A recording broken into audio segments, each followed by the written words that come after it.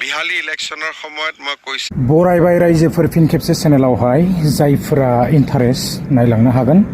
गोसो गैयैफ्रा नायाब्लाबो जागोन आरो मिथिखाबाय भिडिअआ मानि सायावहाय सोलिगोन दा साननैसो खालि जोंहा ट्रेन्डिंआव दङ SHG नि आपडेटखौ लानानैहाय 10,000 रां जितु मोननो गोनां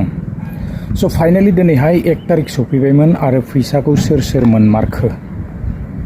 ना एप्रिल फुल जाखो ना मामाया थगायखो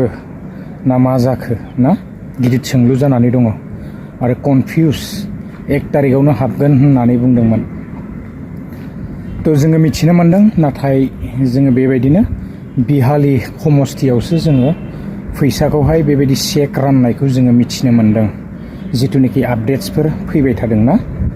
आरो मामायाबो बेवहाय फोसावनानै होखादों बेबायदिनो जोङो खमस्ति बाय खमस्ति फैसाखौहाय मोनगोन जानांगौ नङाब्ला जोङो खेबसेयावनो एथबां लाख मानसिफोरनो ना रांफोरखौ होजोबनो हाया सरकाराबो इजि नङा थ' सानदोंमोन डिबिटि ट्रान्जेक्सन डाइरेक्ट एकाउन्टआव फान्ड ट्रेन्सफार जागोन नामा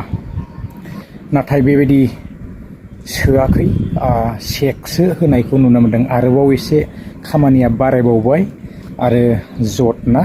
माने आइजोफोरखौ एसे खारदिंनो होबावसिगोन आरो थ' मामाया मा खालामनो सानदों मिथिला ना खामानिखौ एसे बारायनानै होबावबाय आरोबाव थ' चेक होनाय माने एसे लेंग्रि प्रसेस जायो आरोबाव बेंकआव थांगोन बेंकनिफ्राय आरोबाव थांबावगोन बिनि उनावसो कालेक्सन जागोन कालेक्सननि उनावसो आरोबाव बेंकआव फैनानै फैसाया हाबगोन ना गोबां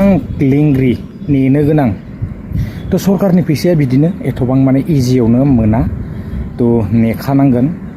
जोंहा दा कनफिउज जानो गोनां जोंहा जेबो गैया थ' मामाया एप्रिल फुलबो खालामाखै आरो थगायाखैबो थ' सिगाङावनो आवगोलावनो बुंखादोंमोन खमस्ति बाय खमस्ति माने बिहाली खमस्तियावसो बेबायदिनो होगोरगोन होननानैहाय मामाया 1 तारिखआव बेबायदि माने फोसावनानै होखादोंमोन ना दा जोङो बयबो मोनगोन जायफोरना नामफोरा फैखानाय अलरेडि माने सेलेक्ट जाखानाय ना थ' मोनगोन बयबो जायफोरना नामफोरा फैजोबखानाय थ' जोङो सिन्था खालामनो गोनां जेबो गैया थ' बेबायदिनो आरोबाव मिटिं प्रग्राम बायदिसिनाफोर लानानै बेवहाय चेकफोर बेबायदिनो राननानै होनो हागौ आरोना थ' नेनानै थायोब्लानो जाबाय लोगोफोर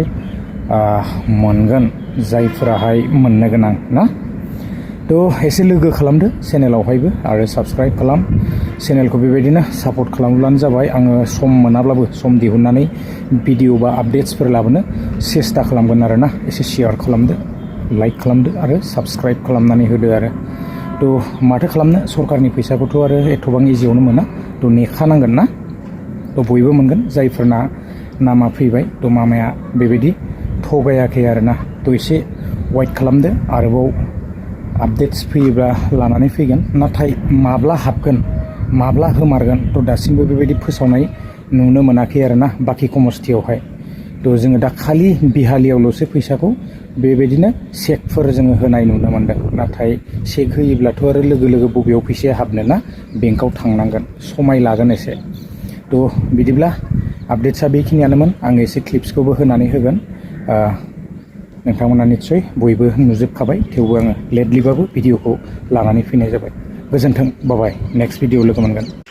बिहाली इलेक्शনৰ সময়ত মই কৈছিলোঁ যে ভাল দিনত আহি মহিলা উদ্যমিতা আঁচনিখন আৰম্ভ কৰিম আজি কেইবা হাজাৰো প্ৰায় 22-23 হাজাৰ মহিলাক বিহালী সমষ্টিত আমি মহিলা উদ্যমিতাৰ 10,000 টকাকৈ বিতৰণ কৰিম